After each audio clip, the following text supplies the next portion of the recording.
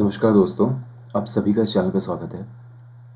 आज हम इस वीडियो में एसएससी सीजीएल 2019 टीयर 2 का क्वेश्चन पेपर देखेंगे। ये पूरा क्वेश्चन पेपर तो नहीं है, बट ये पार्ट 1 है। क्लियर? सो ये पहला पार्ट है। हर पार्ट में 20 क्वेश्चंस होंगे। ठीक है, तो ये सभी बच्चों के लिए बेनिफिशियल है जो एसएससी की प्रिपरेशन कर रहे हैं। क्लियर? सो वीडियो में बढ़ते हैं आगे। तो सबसे पहला क्वेश्चन हमारे सामने है एक डीआई। क्लियर? तो study the given graph and answer the question that follows. Clear? तो यहाँ पे एक पाई चार्ट दिया है जिसमें डिग्री वाइज ब्रेकअप दिया है किसका, एम्प्लॉयज़ का, working in 5 different departments ABCD। तो 5 डिफरेंट डिपार्टमेंट में जो एम्प्लॉयज़ हैं उनका डिग्री वाइज ब्रेकअप दिया हुआ है। क्लियर? यहाँ पे टोटल नंबर ऑफ एम्प्लॉयज़ की वैल्यू भी दी हुई है जो कि 3000 है। सो मतलब बेसिक सा क्वेश्चन है, कुछ ज़्यादा घुमा फिरा के नहीं दिया है, सिंपल सा पाई चार्ट है। तो हम क्या करेंगे कि 360 डिग्री की वैल्यू हमें ऑलरेडी दी रखी है 3000, तो हम 1 डिग्री की वैल्यू निकाल लेते हैं ताकि हमारी कैलकुलेशन ईजी हो जाए। क्लियर? सो 1 डिग्री की वैल्यू हो जाएगी कितनी, इट विल बी 25/3। क्लियर? ये तो सिंपल कैलकुलेशन थी। सो क्वेश्चन में क्या पूछा है, क्वेश्चन बोल रहा है 20% employees working in department E are transferred to department A। Okay, मतलब डिपार्टमेंट E से डिपार्टमेंट A में कितने चले गए, 20% एम्प्लॉयज़ चले गए अगर, then the difference between the number of employees in A, तो A में जो नंबर ऑफ एम्प्लॉयज़ अब हो जाएंगे and 124% of employees working in department C, तो इनका डिफरेंस पूछा है। ओके, तो सिंपल सी बात है, हमें 20% की वैल्यू पता है 1/5 होती है। क्लियर? सो हम क्या कर लेंगे, 93/5 प्लस ऑलरेडी उसमें कितना था 64.2, ये टोटल कितना हो जाएगा, तो सिंपल मल्टीप्लिकेशन है। So this will B 93 plus 321, सो ये हो जाए बाई 5 विच इज़ 414/5। तो अगर 360 डिग्री की वैल्यू टोटल इतना है तो 414/5 डिग्री की वैल्यू कितनी हो जाएगी, ये हो जाएगी। इसी को हम मल्टीप्लाई कर लेंगे 25/3 से। क्लियर? जल्दी से मल्टीप्लाई कर लो, ये 5 टाइम्स और ये जाएगा 138 टाइम्स, तो बेसिकली कितना आ जाएगा 65 और 4 90, तो 690। क्लियर? सिमिलरली हम 124% को कैसे लिख सकते हैं, 124% इज नथिंग बट, अगर 4 से काटे तो 31/25, तो 31/25 इंटू 72 इंटू इसको भी हम डायरेक्टली चेंज कर लेंगे। सो ये 25 से 25 कट जाएगा और ये 24 टाइम्स जाएगा। तो अगर मैं इसको मल्टीप्लाई करूँ तो 4 और 6 में, देखो मल्टीप्लिकेशन कैसे करना है, इसको 6 और 4 में ब्रेक कर लो। तो अगर मैं इसको 4 से मल्टीप्लाई कर लूँ तो दिस विल बी 124, फिर मैं 6 से मल्टीप्लाई करूँगा तो कितना आ जाएगा, ये 744। यही डिफरेंस पूछ रहा था एंड ये डिफरेंस कितना आ रहा है, देखो 54। So that's your answer, 54। Clear? Next question, sum of present ages of father and son is 52 years. 4 years hence, the son's age will be 1/4 of the father. What will be the ratio of ages of son and father 10 years from now? Simple question था। देखो इस क्वेश्चन को करने के दो तरीके हैं, एक तो कन्वेंशनल मेथड है और एक है स्मार्ट ट्रैक। क्लियर? तो बेसिकली वो कन्वेंशनल मेथड से आप करना चाहोगे तो आपको क्या करना पड़ेगा, फादर प्लस सन आप करोगे, फिर उन दोनों की एज का रेशियो लोगे, दैट इज़ 4:1, फिर यहाँ पे कोई वेरिएबल कंसिडर करोगे। क्लियर? तो ये तो ठीक कन्वेंशनल मेथड तो कर ही सकते हैं, बट जो इसका स्मार्ट मेथड है वो क्या हो सकता है, देखो 4 साल बाद, मैं कह रहा हूँ कि 4 साल बाद फादर और सन का जो रेशियो है वो 4:1 है। ये चीज़ क्लियर हो गई? ठीक है, तो मुझे क्या करना है, अभी प्रेजेंट एज कितनी दी हुई है 52, तो 4 साल बाद दोनों का सम कितना होगा, +4 ऐड करना पड़ेगा मुझे, +4 करना पड़ेगा। सो this will B 52 + 8 which is 60। तो ये 4 साल बाद की एज का सम हो जाएगा दोनों की। क्लियर? फादर प्लस सन ना, यही तो 4:1 दे रखा है रेशियो इनका। इतनी चीज़ क्लियर है? तो मतलब 5 की वैल्यू अगर 60 है तो 1 की वैल्यू 12 हो जाएगी। क्लियर? तो इस 4 की वैल्यू 48 एंड इस 1 की वैल्यू 12। अच्छा, ये तो 4 साल बाद का है, हमें पूछा है 10 साल बाद का रेशियो सन और फादर का। 10 साल के लिए इसमें हमें कितना ऐड करना पड़ेगा, 6, दिस विल बी 54, इसमें भी 6, this will B 18। So basically 3:1 ratio होगा किसका, ये रेशियो होगा फादर इज टू सन का। क्लियर? तो सन इज टू फादर हो जाएगा 1:3। ऑप्शन में कई बार गलती हो जाती है, मतलब हम करते हैं, हम ध्यान नहीं देते। तो अगर 3:1 ऑप्शन होता तो बहुत बच्चों का ये गलत हो सकता था, ठीक है? तो ये चीज़ में ध्यान देना है। Clear? Next question, the average score in mathematics for 90 students of section A and B of class 9 is 63. The number of students in A were 10 more than those in B. The average score of A was 30% more than that of B, the average score of the student. तो question क्या कह रहा है? Question ये कह रहा है कि एवरेज स्कोर दिया है यहाँ पे, एक क्लास 9 के दो सेक्शंस हैं A और B, उनका एवरेज स्कोर दिया 63। उसमें टोटल नंबर ऑफ स्टूडेंट्स कितने थे? 90। टोटल स्टूडेंट्स कितने हैं? 90। ओके, सेक्शन ए में बी के कंपैरिजन में 10 बच्चे ज़्यादा हैं। Okay, the average score of student in A was 30% more than that of student B. मतलब बी का जो एवरेज है, वो सॉरी ए का जो एवरेज है वो बी से कितना ज़्यादा है? अगर मैं एवरेज की बात करूँ तो एवरेज ए का बी से कितना ज़्यादा है?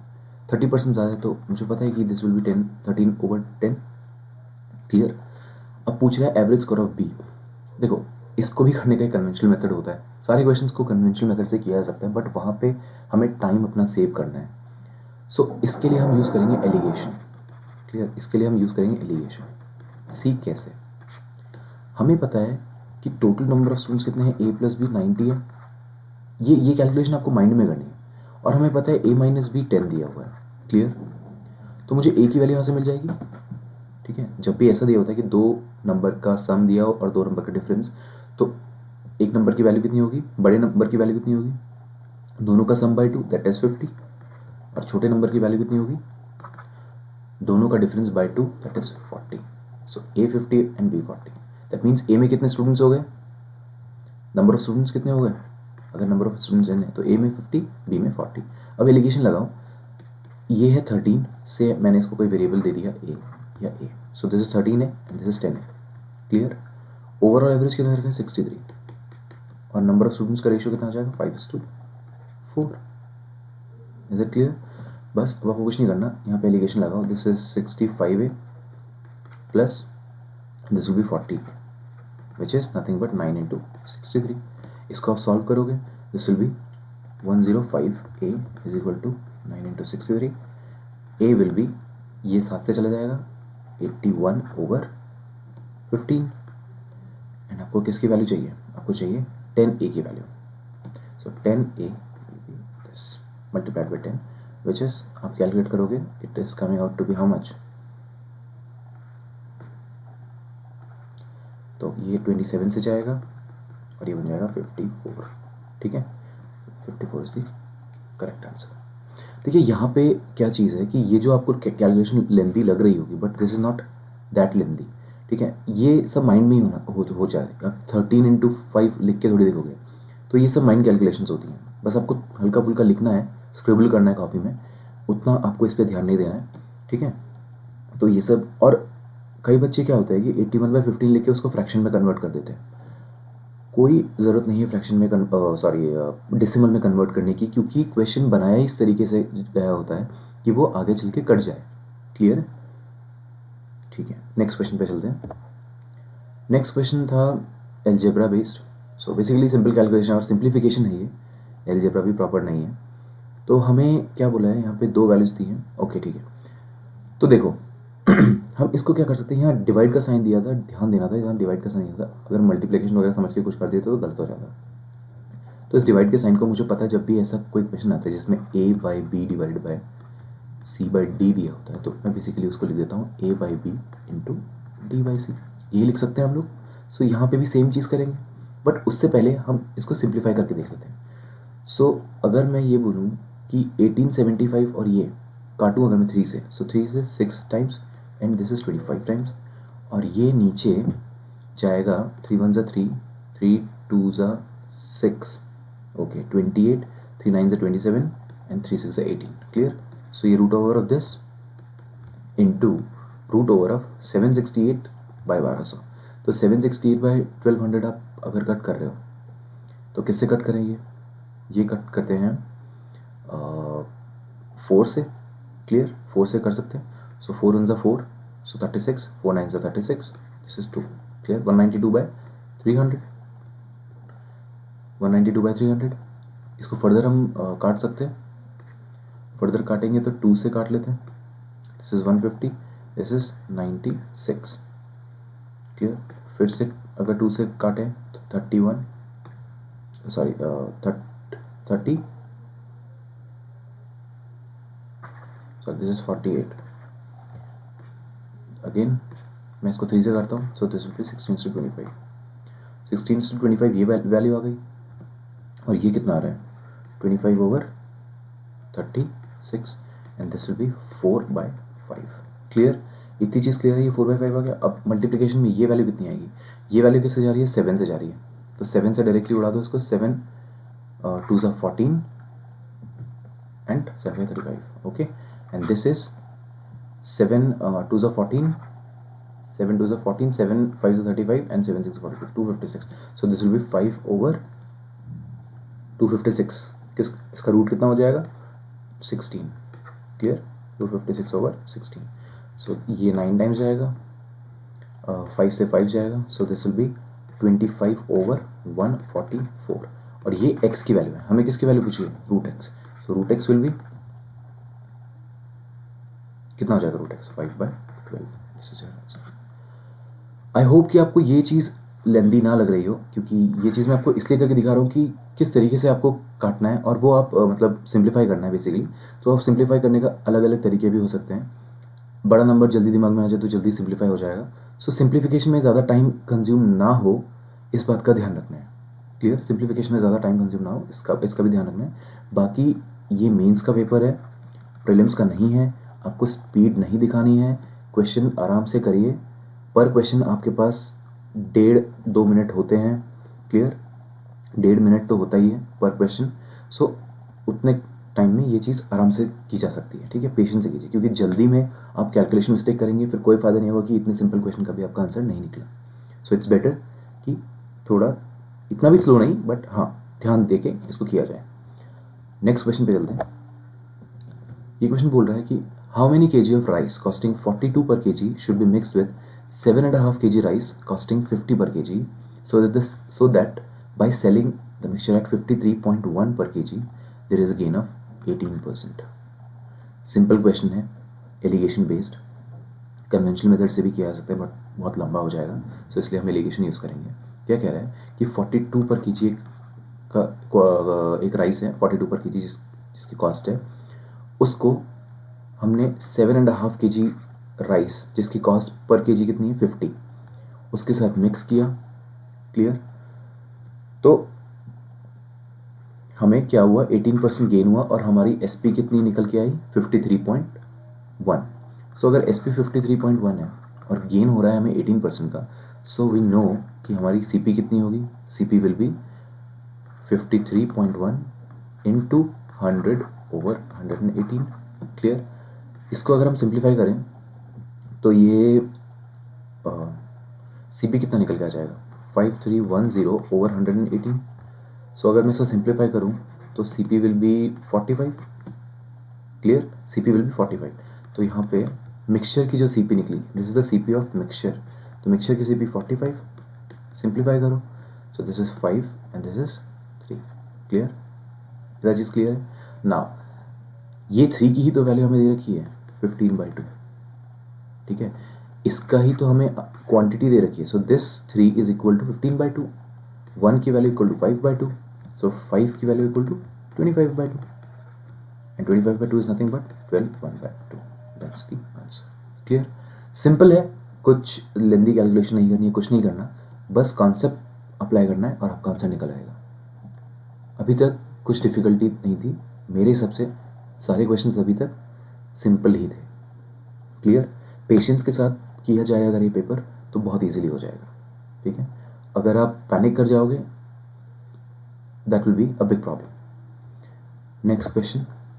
The radii of 2 circular cylinders are in the ratio 3:2. ठीक है? 2 सर्कुलर सिलेंडर का रेडाई 3:2 में दिया हुआ है. सिलेंडर्स ये keyword, and the ratio of their volumes is 27:16. Clear? What is the ratio of their height? Simple question, कुछ नहीं करना था आपको, बस ये पता होना चाहिए कि इसका वॉल्यूम ना होता है। तो आपको पाई तो लेना ही नहीं है क्योंकि रेशो दिया तो पाई कट जाएगा, और आर का स्क्वायर लेना है। दैट मीन्स 9:4 इंटू इसका हाइट h और इसका हाइट हम h ले लेते हैं, और यहाँ पे 27:16 दिया ही हुआ है। क्लियर? ठीक है, pi r square h, pi r square h। Clear? Pi cancelled, this is 3, this is 4, so the ratio is 3:4। Clear? कुछ नहीं था इस क्वेश्चन में, विद इन 15 to 20 सेकेंड्स ये क्वेश्चन बन जाता। Moving to the next one. इस question में क्या दिया हुआ है देखिए, ये क्वेश्चन थोड़ा सा ध्यान देने वाला है कि in a circle with centre O, diameter AB is produced to a point P lying outside the circle. PT is the tangent to the circle at point C, okay, and angle BPT 36 दिया है and हमको BCP का major निकालना है। Okay, देख लेते हैं। तो मैं बोलता हूँ कि मैं यहाँ से एक डायमीटर ड्रॉ कर रहा हूँ, क्लियर, और यहाँ से एक टेंजेंट मैंने ड्रॉ किया ये। अब ये बोल रहा है ये जो P है ये A है, दिस इज B, P तक एक्सटेंड किया, this is C। Clear? Question को ध्यान से पढ़ना, दिस इज C एंड यहाँ पे ये PT है कहीं पे, मतलब PT लाइन जो है टेंजेंट है, पॉइंट C पे टेंजेंट बन रहा है, यहाँ का इसका सेंटर होगा, और ये लाइन जाएगी ऐसे। क्लियर? अब देखो सिंपल सी बात हमें पता है कि ये जो एंगल होगा ये 90 डिग्री होता है, क्योंकि टेंजेंट सेंटर से अगर टेंजेंट तक मैं एक लाइन ड्रॉ करूँ that will be the radius, और रेडियस जो होता है वो टेंजेंट जिस पॉइंट पे टेंजेंट टच कर रहा है उस पॉइंट पे 90 डिग्री का एंगल बनाता है। क्लियर है?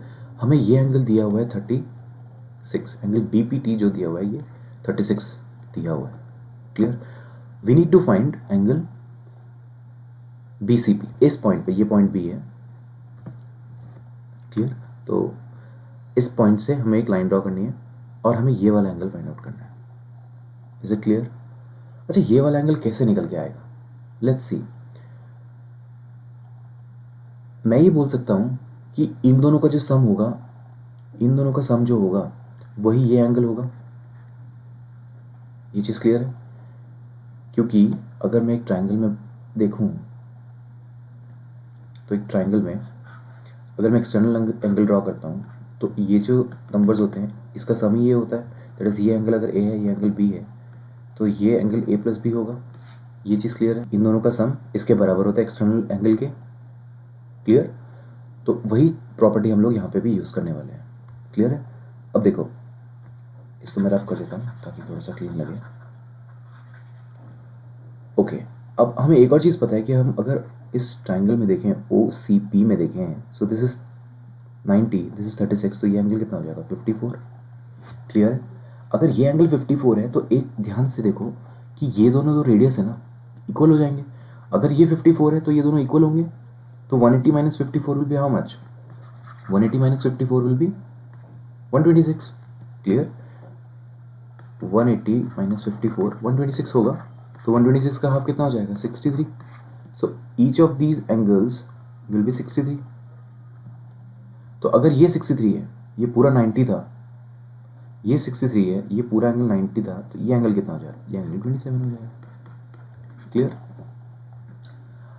आई थिंक मैंने ये क्लियर कर दिया है कि ये एंगल 27 हो जाएगा। आपको अगर दोबारा समझना है इस क्वेश्चन को कैसे हुआ तो आप वीडियो बैक करके देख लीजिए, ठीक है? आपको समझ में आ जाएगा। नेक्स्ट क्वेश्चन पे मूव करते हैं। The area of a triangle found by the graph this and the x axis.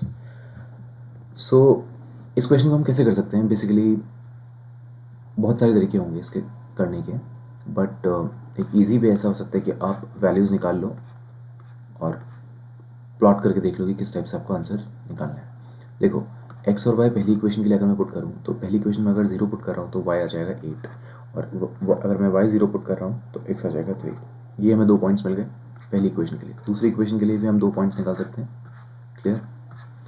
दूसरी इक्वेशन में मैं अगर x 0 पुट कर रहा हूँ तो मुझे ये y मिल रहा है 8, जो कि एक कॉमन पॉइंट आ गया है। और सेकेंड वैल्यू में अगर मैं यहाँ पे 0 पुट कर रहा हूँ y को, सो मुझे ये मिल रहा है -4। क्लियर? क्लियर? और तीसरा है x एक्सिस। तो मैं अगर प्लॉट करूँ, एक रफ ग्राफ भी प्लॉट करूँ, तब भी मुझे यहाँ पे 4 वैल्यूज़ मिलेंगी इस तरफ, यहाँ पे मुझे ये पॉइंट मिलेगा, और राइट में मुझे 3, 0 यहाँ पे पॉइंट मिलेगा। 0,8 मुझे यहाँ पॉइंट मिल रहा है, तो मुझे पता है कि यहाँ पे 3 यूनिट है, यहाँ पे 4 यूनिट है, तो ये तो पूरा 7 यूनिट हो गया और ये हो गया 8 यूनिट। क्लियर?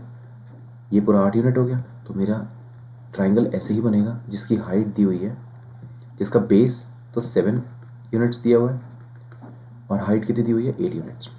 हाइट दी हुई है उसकी 8 यूनिट्स। तो इसका एरिया कितना जाएगा, half into base into height. Clear? So this will B 28 unit square. So answer is 28 unit square. Clear? Moving to the next one. ये क्वेश्चन भी इजी है, आप डायरेक्टली वैल्यूज पुट करने की कोशिश मत कीजिए क्योंकि यहाँ पे क्यूब है, बड़ा कोई वैल्यू भी आ सकती है, सो इट्स बेटर इसको सॉल्व किया जाए। क्लियर? तो आपको दोबारा लिखने की ज़रूरत नहीं है, यहीं से आपको पता लगाना है कि ये वैल्यू कैसे मल्टीप्लाई होगी। ठीक है? तो मुझे पता है कि 5 इसके साथ मल्टीप्लाई होगा, 5 ये वाली टर्म के साथ मल्टीप्लाई होगा और 7 इस वाली टर्म के साथ मल्टीप्लाई होगा। अब डायरेक्टली 5 और 7 को मल्टीप्लाई करके लिख दीजिए। So this will be 50a cube plus 20b cube is equal to 77a cube minus 105b cube. Clear? So ये 105 इस तरफ जाएगा, so this will be 125b cube is equal to 27a cube. 50 तरह a by b हमें पता है cube roots आ रहे हैं 125, सॉरी हमें पता है यहाँ पे क्यूब रूट्स आएंगे क्योंकि ये परफेक्ट क्यूब्स हैं। So a by B will be 5/3। ठीक है? बस अब यहाँ पे पुट कर दीजिए। So this will B how much, 15 plus 15 and इस टू दिस इज 45 माइनस 6। सो ये कितना हो गया, 30:39 और 10:30। This is your answer. Simple question था, कुछ नहीं था इसमें। ठीक है? अगर आप ज़्यादा सोचोगे तो ज़्यादा प्रॉब्लम हो जाएगी, सोचना नहीं है, सिंपल तरीके से करते जाओ। कन्वेंशनल वे में ही हमने किया है, कुछ तिगड़म नहीं लगाई है, सिंपल तरीके से हो गया है। क्लियर? आगे बढ़ते हैं। The numerator of a fraction is 3 more than the denominator. When 5 is added to the numerator and 2 is subtracted from the denominator, the fraction becomes 8/3. But when the original fraction is divided by this, the fraction is obtained. तो कह रहा है कि fraction numerator जो है वो 3 ज़्यादा है डिनोमिनेटर से।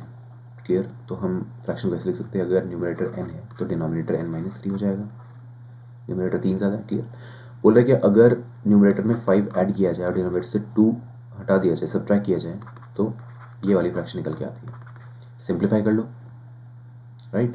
सो this will be 3n plus 15 equal to 8n minus 40। So यहाँ पे 5n will be equal to 55।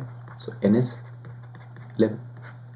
अगर न्यूमरेटर 11 है तो डिनोमिनेटर कितना आ जाएगा, डिनोमिनेटर विल बी 3 लेस, आ जाएगा 8। सो फ्रैक्शन मिलेगी 11/8। Now you have to multiply this fraction 11/8 by this. So this is 11 by, this is 11 by,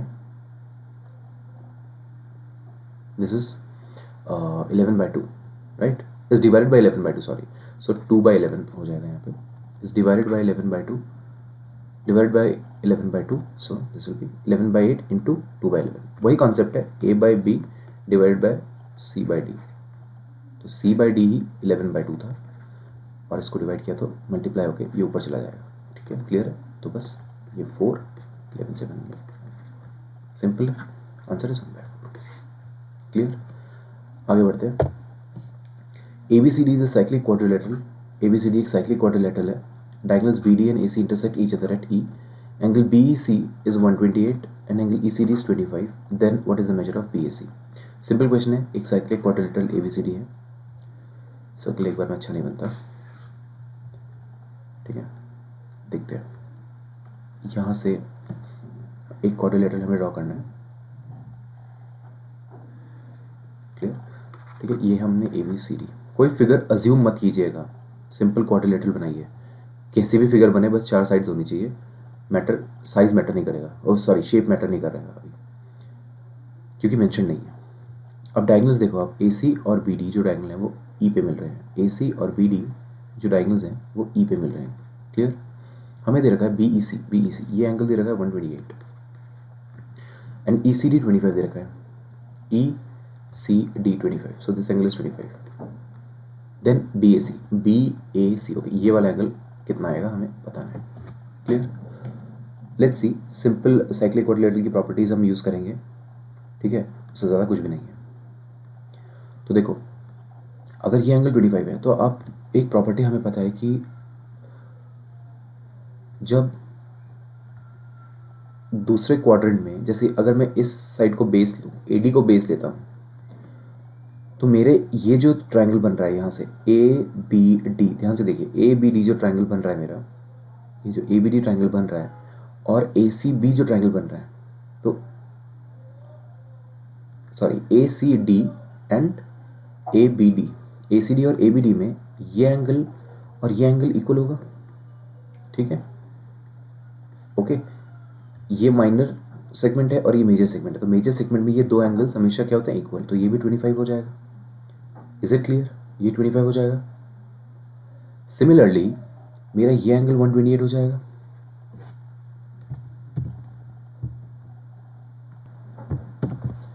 and अगर मेरा ये 128 हो जाएगा तो ये दोनों तो इक्वल आएंगे ना, ये वाले दो एंगल इक्वल आएंगे.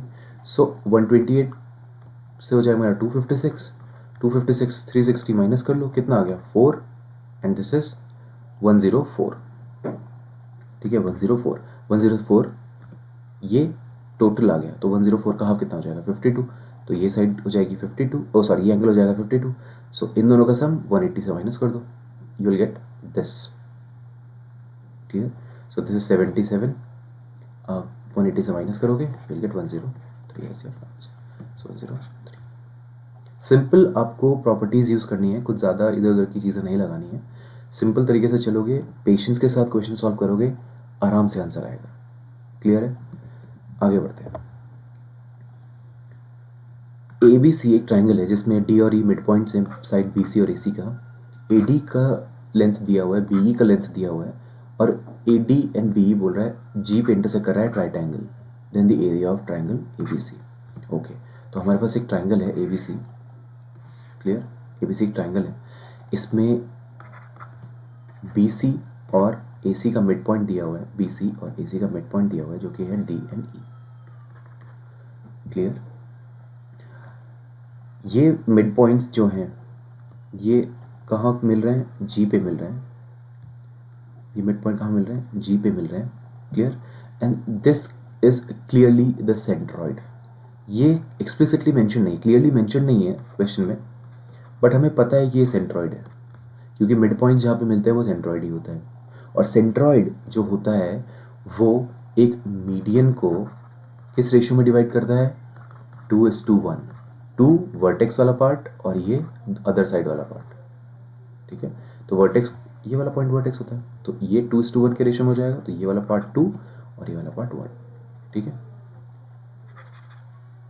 इतना बात क्लियर है? आगे बढ़ते हैं. ये पूरी लेंथ हमें दी हुई है. क्लियर? तो मुझे पता है अगर ये पूरी लेंथ हमें दी हुई है 10.8, सी ये पूरी लेंथ हमें दी हुई है 10.8, ये पूरी लेंथ हमें 10.8 दी हुई है, और ये पूरी लेंथ, इसे लिखते नहीं है यहाँ पे, खिचड़ी बन जाएगी अदरवाइज. सो अब आप ध्यान से देखो, मुझे AD जो दिया हुआ है वो ऑलरेडी 10.8 दिया हुआ है, ये लेंथ 10.8 दिया हुआ है. तो मुझे पता है अगर 3 = 10.8 है, क्योंकि 2+1 हो जाएगा, राइट, 2:1 के रेशियो में डिवाइडेड है, तो 3 की वैल्यू अगर 10.8 है, सो मुझे पता है 2 की वैल्यू कितनी आ जाएगी, 2 की वैल्यू कितनी आ जाएगी, 2 की वैल्यू आ जाएगी 7.2. ये चीज़ क्लियर है? तो मुझे ये मिल गया 7.2, और ये लेंथ BE कितना दिया, 14.4. B is 14.4. So again 3 is equal to 14.4. तो 1 is equal to 4.8. So this is 4.8. Clear? क्यों मुझे यहाँ पे 1 की जरूरत क्यों पड़ी, क्योंकि ये 2:1 है और यहाँ पे ये 2:1 है. क्लियर? अब एक और ऑब्जर्वेशन है कि मीडियंस जो होते हैं, मीडियंस एक ट्राइंगल को 6 इक्वल पार्ट्स में डिवाइड करते हैं, करेक्ट. तो अगर मैं यहाँ से एक मीडियन ड्रॉ कर दूँ, क्लियर, हमें पूछा क्या है, एरिया पूछा है ट्राइंगल ABC का. अगर मैं यहाँ से एक मीडियन ड्रॉ करूँ तो मेरे को कोई नुकसान थोड़ी है. क्लियर? तो मीडियंस जो होते हैं वो 6 इक्वल पार्ट्स में डिवाइड करते हैं.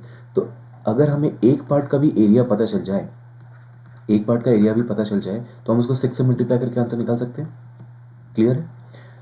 सो एक पार्ट का एरिया कैसे निकलेगा? सिंपल है, क्योंकि कंडीशन दी हुई है राइट एंगल पे जी जो है वो इंटरसेक्ट, जी पॉइंट जो है वो राइट एंगल बन रहा है यहाँ पे, ठीक है? तो ये जी एंगल राइट एंगल है, बोला हुआ है राइट एंगल पे इंटरसेक्ट कर रहे हैं। सो कुछ नहीं करना, हाफ इंटू 7.2 इंटू 4.8, एक पार्ट का एरिया हो गया। कितना आ जाएगा ये? 2.4 से आप मल्टीप्लाई करोगे तो 7.2 इंटू 2.4, इसको मल्टीप्लाई करो एंड इसी को 6 से मल्टीप्लाई करोगे। सो आपको कुछ नहीं, ऑब्जर्वेशन, 2 4 ज़ा 8, 6 8, so this is your answer. आपको मल्टीप्लाई करने की भी जरूरत नहीं है इसको, ठीक है? जस्ट यूनिट डिजिट देखो कि 6 4 ज़ा 24, 4 से अगर मैं 2 को मल्टीप्लाई करूंगा तो I will get 8। So this is your answer, 103.68 centimetre square. Clear? Equation clear है? Moving to the next one. Please background sounds को थोड़ा इग्नोर कीजिए। X and Y enter into a partnership with a capital ratio of 3:5. Clear? After 5 months, X adds 50% of his capital and Y withdraws 60% of his capital. और last में जो annual profit हुआ वो 6.84 लाख था। आपको X का profit बताना है। सिंपल क्वेश्चन है, तो हम क्या करते हैं, 3:5 ही रखते हैं वैल्यूज। तो पहले 5 महीने के लिए तो उसने 3 इन्वेस्ट किया, आखिरी 7 महीने के लिए उसने कितना इन्वेस्ट किया? 3 तो इन्वेस्ट किया ही, प्लस 3/2 और इन्वेस्ट कर दिया। क्लियर? इसने 5 महीने के लिए 5 किया और फिर इसने 3/5 ऑफ 5 निकाल लिया, तो 3/5 ऑफ 5 इज 3, बचा कितना? 2 पार्ट, तो नेक्स्ट उसके लिए इसने 2 पार्ट इन्वेस्ट किया। क्लियर? सो अगर आप इसे ऐड करोगे this will be 15 plus 63/2, clear, is to 25 plus 14, this will be 99/2 is to 30 आएगा, sorry 93/2, this will be 93/2 and this is 39। Clear? 39, 3 से काट लो, this will be 31 and this is 13, so this is 31/20, 31:26, sorry 31:26। बस खत्म। 57 की value आपको मिल चुकी है 6.84, तो आपको निकालना है 31 की वैल्यू। ठीक है? सी, अगर आप ये नहीं भी निकालो ना 1 की वैल्यू यहाँ से, तभी भी 3.72 is the only multiple of 31। आप ऐसे भी देख सकते हो। The moment you got this, ठीक है, आपको डायरेक्टली क्या चेक करना है, 31 का मल्टीपल है या नहीं ऑप्शन में। ऑप्शंस को देखते रहिए। क्लियर? ऑप्शंस बहुत हेल्प करते हैं।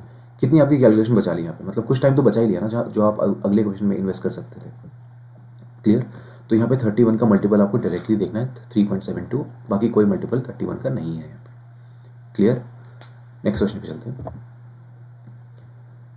द एक्सप्रेशन दिस, ये आपको एक एक्सप्रेशन दी हुई है, इसको सिंप्लीफाई करके आपको आंसर लिखना है। ओके, बहुत खतरनाक इक्वेशन लग रही है ये, ठीक है, मतलब बहुत खतरनाक सा कुछ लग रहा है, बट ये उतना खतरनाक है नहीं। अब अगर आप देखोगे, ऑब्जर्वेशन थोड़ी आपकी स्ट्रांग है, तो आपको दिख रहा है कि √5 को मैं हटा सकता हूँ। क्लियर? √5 में यहाँ से निकाल सकता हूँ, तो एक काम करते हैं, हम √5 निकाल लेते हैं ऊपर नीचे। क्लियर? तो दिस इज 15 √5 अगर मैं निकाल लूँ, so I will be left with √2 plus 1, और नीचे से √5 निकालूँ, सो यहाँ पे √2 प्लस 2। क्यों 2? क्योंकि इसको मैं लिख सकता हूँ 2√5, 20 को 2√5, 40 को कैसे लिख सकता हूँ मैं? 40 को लिख सकता हूँ मैं √5, यानी कि 5 इंटू 8 होता है ना, सो 2√2 इंटू √5 लिख सकता था। ये तो √5 है, और इसको कैसे लिख सकता हूँ? 4√5। क्लियर? बस अब आप कॉमन ले लो, यहाँ पे 2 आएगा, यहाँ पे 2√2 आएगा, यहाँ पे 1 और यहाँ पे 4। ये चीज़ क्लियर? अब इसको फर्दर सिंप्लीफाई करते हैं।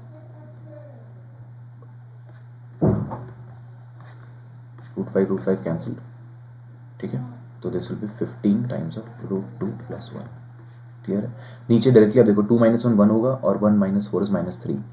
सो अगर मैं करूँ तो डायरेक्टली सिंप्लीफाई करके देखो, ये आ गया -3। क्लियर? ये -3, और यहाँ पे देखो √2 प्लस 2√2, 3√2 आ जाएगा। सो 3√2 - 3 विल बी 3 कॉमन लेके √2 - 1। ये माइंड में होनी चाहिए कैलकुलेशन, और ऐसे आपको एग्जाम में करना है, ये लिखना नहीं है, ठीक है? तो 3 ये 5 टाइम्स चले जाएगा। क्लियर? अब आ जाएगा 5 टाइम्स ऑफ समथिंग। अब देखो, अब अगर आप ऑप्शन भी चेक करो तो भी आप आंसर मार्क कर सकते हो कि ये आंसर होगा। कैसे? ज़रूरत ही नहीं है चेक करने की पूरा, क्योंकि 5 एक ही में कॉमन है, यहाँ पे 10 आएगा नहीं, बाहर 2 है ही नहीं, ठीक है। So this is the only option left जो हमें ये देगा, ठीक है। सो आंसर इज दिस। आपको सॉल्व करने की जरूरत भी नहीं, सॉल्व करोगे तभी भी आपको रैशनलाइज करना है। इसको √2 + 1 और यहाँ √2 + 1 से मल्टीप्लाई कर दो, नीचे 1 बन जाएगा, ऊपर बन जाएगा √2 + 1 होल स्क्वायर। सो सिंप्लीफाई करोगे तो दिस विल बी 3 + 2√2, क्लियर, वही आंसर आएगा, ठीक है। ज़्यादा कैलकुलेशन करने से बचना है, ओके, और ऑप्शंस को देखते रहना है। नेक्स्ट, पेरीमीटर्स ABCDEF का पेरीमीटर दे रखा है और सिमिलर बताया हुआ है। DE दिया हुआ है 12, AB लेंथ आपको निकालनी है, मतलब महा इजी क्वेश्चन, ठीक है। दो ट्राइंगल जब सिमिलर होते हैं तो हमें पता है कि उनके पेरीमीटर का जो रेशियो होता है, वही उनके साइड्स का रेशियो भी हो जाता है, क्लियर। एरिया के टाइम एरिया से कंफ्यूज मत करना, एरिया में साइड का स्क्वायर होता है, clear. Perimeter sides, area side का स्क्वायर। तो हमें पेरीमीटर चाहिए, हमें कुछ नहीं करना, बस ध्यान ही देना था कि ट्राइंगल जो दिए हुए हैं उसी फॉर्म में है कि नहीं है, जैसे जो पूछा है उसी वे में दिया हुआ है, नहीं दिया। ACB दिया होता तो हम थोड़ा अलग तरीके से देखते हैं उसको, बट यहाँ पे सीधे सीधे दिया है तो सिंपल क्वेश्चन है, कुछ नहीं करना था, वैल्यूज पुट करना था, आंसर निकल जाता। So AB/DE is equal to 432, point directly हटा सकते हो आप, 288, क्लियर। AB की वैल्यू आपको कितने मिल जाती, 432/288 इंटू 12, तो 24 टाइम्स जाएगा। आपको पता है ये कब आता है, 4 से 2 आप कब लेकर आओगे, 18 हो ही नहीं सकता कि आंसर पॉइंट में है, क्लियर। तो 18 से मल्टीप्लाई करोगे, सिंप्लीफाई करके देखोगे तभी आंसर वही आएगा, अदरवाइज 4 से कितना मल्टीप्लाई करोगे 8 ये आ जाएगा, और कोई ऑप्शन में है भी नहीं ना 0.8 करके, अगर पॉइंट में भी आता तो ये भी 0.8 करके कुछ है नहीं। सो 18 इंटरेस्ट आंसर, सिंपल क्वेश्चन था, आगे बढ़ते हैं। ये क्वेश्चन भी सिंपल है अगर इसे तरीके से देखा जाए तो। अगर आप डोंकी वर्क में विश्वास करते हो तो वो फिर महंगा पड़ेगा आपको, सो उससे बचना है, और प्रैक्टिस के साथ ये चीज़ आ जाती है, ठीक है। जितना प्रैक्टिस करोगे उतना आपके लिए अच्छा होगा, क्लियर। तो इस क्वेश्चन को देखो, इस क्वेश्चन में क्या बोल रहा है कि ये जो वैल्यू है प्लस ये जो वैल्यू माइनस ये वैल्यू, ये A + B√2 के बराबर है, क्लियर। अब मुझे ये टर्म मतलब कुछ ऐसे लगे ना कि बहुत सिमिलर सी दिख रही है, ठीक है। तो वो क्रॉस मल्टीप्लाई वगैरह ठीक है करना ही है, वो तो करेंगे ही, बट एक चीज़ ध्यान से देखो कि लिखना क्या ज़रूरी है इसको। सिंपली एक चीज़ सोचो, क्या इसको लिखना ज़रूरी है? देखो क्यों ज़रूरी नहीं है, मैं आपको ऐसे बताता हूँ, ठीक है। इसको आपको माइंड में ही करना है पूरा कैलकुलेशन, और आपका आंसर तुरंत निकल आएगा।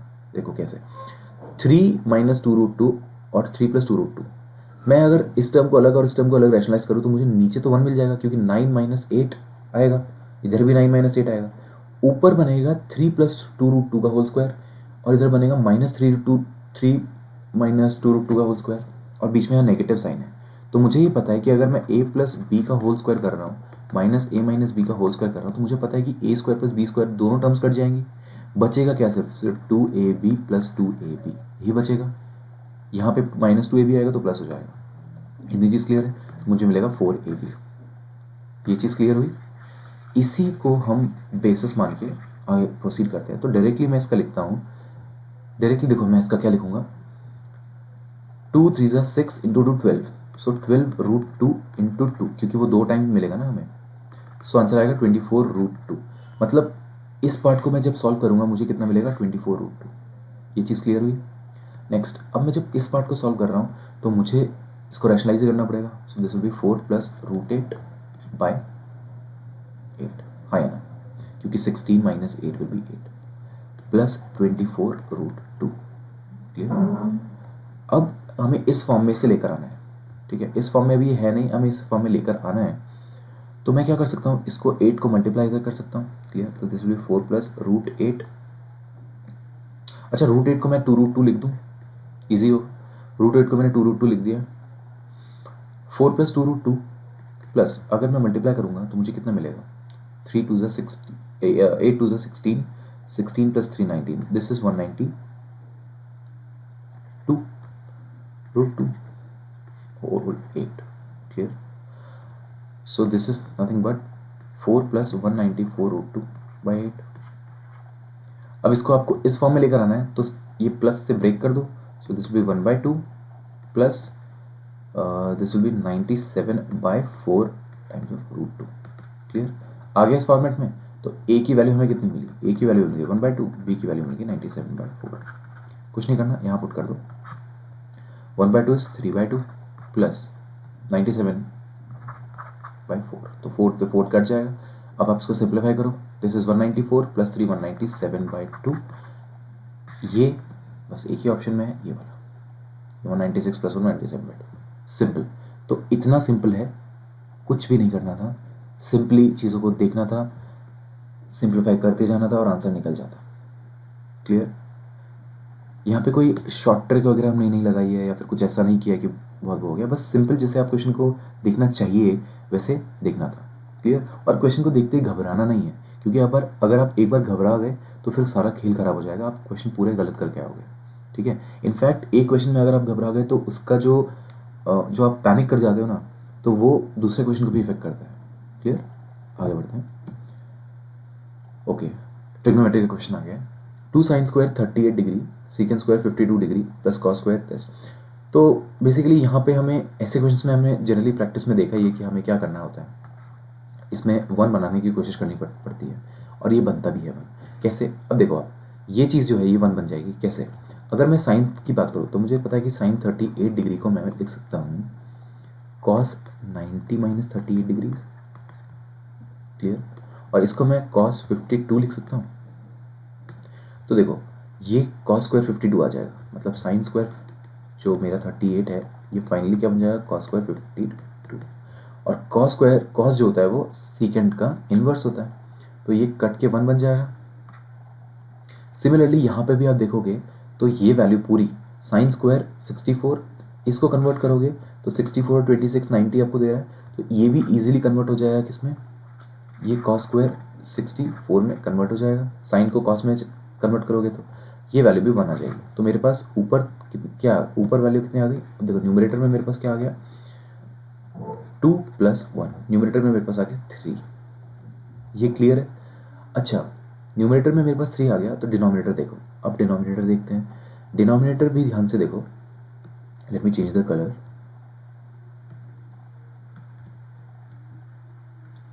ठीक है, न्यूमरेटर हो गया। डिनोमिनेटर में देखो, डिनोमिनेटर में मुझे देखी सी इक्वेशन लग रही है कि secant square theta minus tan square theta and cosecant square theta minus cot square theta, ये क्या होती है? वैल्यूज 1 होती है। इतनी बात क्लियर है? तो मुझे यही वैल्यूज बनानी है। देखो, कोसीकेंड को मैं सीकेंड में चेंज कर सकता हूँ, तो कोसीकेंड को मैं सीकेंड 23 में चेंज कर सकता हूँ। ये तो ऊपर मैंने बता ही दिया कैसे। तो ये हो जाएगा सीकेंड स्क्वायर 23, और इसको मैं कोसीकेंड में चेंज कर सकता हूँ, कोसीकेंड स्क्वायर 23। क्लियर? अब देखो, जो पॉजिटिव टर्म्स है वो यहाँ पे नेगेटिव है, तो मुझे पता है कि मुझे 2 माइनस वाली टर्म्स मिलेगी डिनोमिनेटर में, यानी कि -1 + -1 मुझे ऐसे टर्म मिलेगा।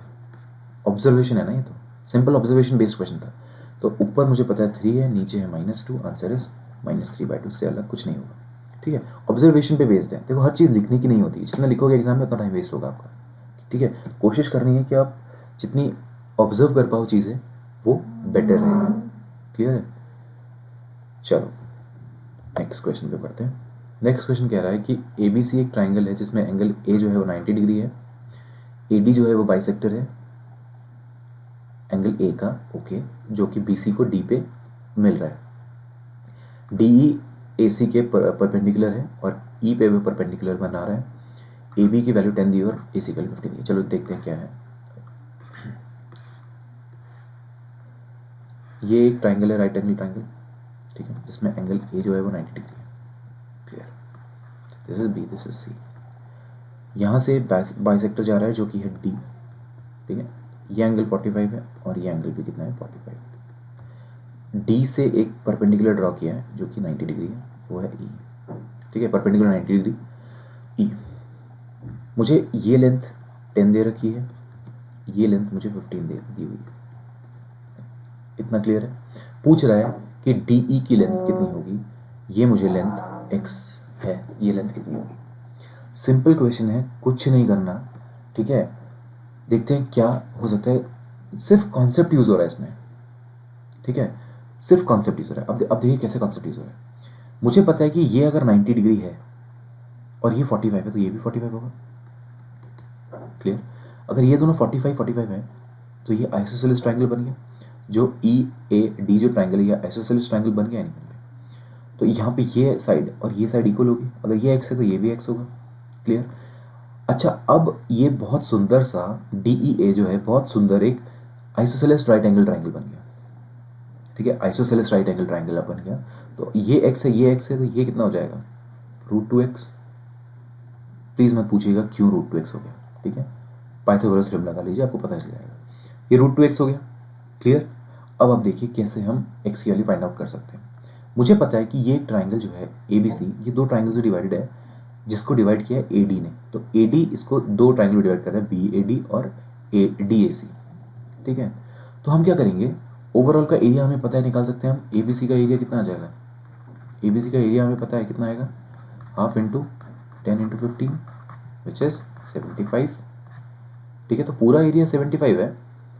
तो हम क्या यूज करेंगे, देखो अब ध्यान से देखो, BAD को, ट्राइंगल BAD को ध्यान से देखो। ठीक है, BAD में क्या दिया हुआ है? ट्राइंगल BAD में मुझे पता है कि जब एक ट्राइंगल दिया होता है, दो साइड्स दी हुई हैं AB और बीच का एंगल दिया हुआ है थीटा, तो आई नो कि the area of this triangle is half into AB sine theta. तो हम वही प्रॉपर्टी यूज करेंगे। सो this is half into AB is 10 into √2x into sine theta is 45, so this is 1/√2। √2 से √2 cancelled, ये यहाँ पे आ जाएगा 5, सो दिस इज 5x। तो ट्राइंगल BAD का एरिया कितना आ गया, 5x। और ट्राइंगल CAD जो है उसका एरिया कैसे निकलेंगे? उसका एरिया निकल जाएगा, बेस दिया हुआ है तुम्हें 15, बेस दिया हुआ है 15, तो हाफ इंटू 15 इंटू हाइट कितनी है, x। So this is 15x/2। दोनों को अगर आप ऐड करोगे you will get 25x/2 which is 75। Eventually आपका x कितना आ जाएगा, 6। x कितना निकल गया, 6 एंड 6 आपका आंसर है। क्लियर? इजी था, कॉन्सेप्चुअल था, कॉन्सेप्ट था और कुछ नहीं था। बस आपको एक बार कॉन्सेप्ट समझ में आ गया कि कैसे करना है, आप क्वेश्चन को कर लोगे। विद इन 40-45 सेकेंड से क्वेश्चन हो जाएगा। क्लियर? वैसे और भी तरीके हो सकते हैं इसको जल्दी करने के लिए, बट कॉन्सेप्ट से आप चलोगे तो आप बचे रहोगे। ठीक है, कॉन्सेप्ट से चलोगे बचे रहोगे exam. A is, next question, A is 40% more than B। ठीक है, A is 80% more than B। तो A B से कितना ज्यादा है, 80% ज्यादा है, दैट इज 9/5 है। A 9 है, B 5 है। C is 48 4/7% less than the sum of AB। By what percent C is less than? Okay, simple question है। C by A plus B कितना दिया हुआ है? अच्छा, हमें पहले इसको सिंप्लीफाई करना पड़ेगा। 48 4/7% को कैसे लिख सकते हैं? तो 56 और 5, 28 और 5, 28 plus 5 33, so 336 plus 4 will be 340। Directly लिखो 340 over 700, तो 34/70। तो बेसिकली अगर इतना कम है तो कितना हो जाएगा, दिस विल बी 36 over 70 और 18 over 35, सो ये 18 over 35। क्लियर? ये आपको माइंड में ही करना है, ये मैं जैसा आपको दिखा रहा हूँ कि कैसे हो रहा है बस, नहीं तो आपको माइंड में ही कैलकुलेशन ये हो जाएगी 18/35। क्लियर? अब देखो, मुझे ए भी पता है कितना है, सम करो 14 है, लेकिन यहाँ पे ए भी 13 है, तो सॉरी ए भी 35 है। तो मुझे इक्वल करना है इनको, तो एलसीएम लेना पड़ेगा। तो 35 और 40 का एलसीएम क्या है, 70। तो मुझे इसको 2 से मल्टीप्लाई करना पड़ेगा और इसको 5 से मल्टीप्लाई करना पड़ेगा। पूरा लिखने की जरूरत नहीं है, बस जो दिया है वो उसको ले लो। सी और ए पूछा है, तो सी कितना कम है ए से, तो ए कितना निकल आएगा 5 से मल्टीप्लाई करने के बाद 45, 2 से मल्टीप्लाई करने के बाद 36। तो डिफरेंस कितना है, 11 का, with respect to what, then के बाद क्या है ए, तो डिनोमिनेटर क्या रहेगा A 45। Clear? 11 over 45, sorry 11 9 over 45, so answer is 1/5 which is 20%। कितना आ गया, 20%। This is your answer. Simple question था, कुछ ज्यादा कैलकुलेशन नहीं थी। Next, an article is marked 35% above the cost price. If a profit of 20% is earned by selling the article, then the discount percent offered on the mark price of the article is what? 35% above mark किया, 20% profit है, discount पूछा है. कितना simple question है, इससे ज़्यादा simple क्या ही हो सकता है. देखो एक फैक्टर मेथड होता है जो आपको सिखाता हूँ, एक फैक्टर मेथड होता है. इसमें क्या होता है, आप मार्कअप फैक्टर लेते हो, मार्कअप फैक्टर लेते हो, उसको मल्टीप्लाई करते हो डिस्काउंट फैक्टर के साथ, और आपका निकल के क्या आता है, प्रॉफिट फैक्टर. ठीक है, ये होता है फैक्टर मेथड. तो यहाँ पे मार्कअप फैक्टर कितना है, 35%. तो कितना अबव है, 135/100, इतना अबव है. डिस्काउंट दिया 20, डिस्काउंट ही पूछ रहा है तो x पूछ रहा है, और हमें बोला कि प्रॉफिट है 20%. तो प्रॉफिट फैक्टर कितना आ जाएगा, 6/5 का, क्योंकि सीपी में 6/5 मल्टीप्लाई करोगे तभी तो इस पे निकलेगा. तो प्रॉफिट फैक्टर कितना होगा, 6/5 का. ठीक है, इसको सिंप्लीफाई करो, x 24/27. सो डिस्काउंट कितने का है, 3/27, which is 1/9. Answer is 11/9. Simple था, क्लियर, सिंपल चीज़ थी, कोई ज़्यादा कैलकुलेशन नहीं थी. Next question. Okay, so that's all. 20 questions इस पार्ट के पूरे हो चुके हैं. नेक्स्ट पार्ट में बहुत जल्दी डालूंगा. प्लीज़ कमेंट सेक्शन में ज़रूर बताइएगा कि आपको वीडियो कैसी लगी एंड कितना यूज़फुल था ये आपके लिए. And okay, thank you.